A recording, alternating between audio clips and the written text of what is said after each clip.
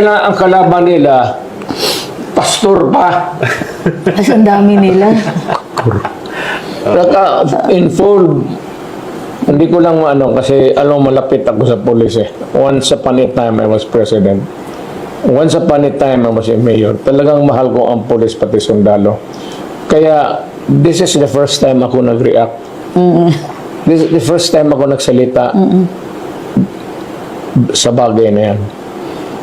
Kaya ang kalaban ng gobyerno, wag na lang yung pulis pati military, ayaw kong idadamay. Gobyerno na lang.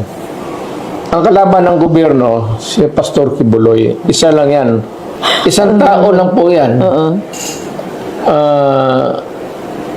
Nagkulang tayo ng bagay, wala na masyadong away noon.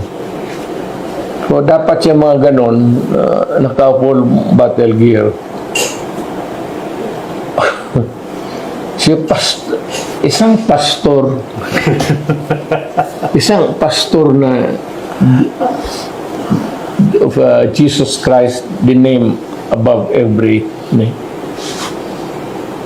Ang laki ng congregation na yan. Tapos naka full battle gear kayo. Magtanong ako, sino ang kalaban ninyo? Wala namang private army yan si pastor. Prayer warriors. Marami pero milyon. Oh, yung prayer warrior lang yan.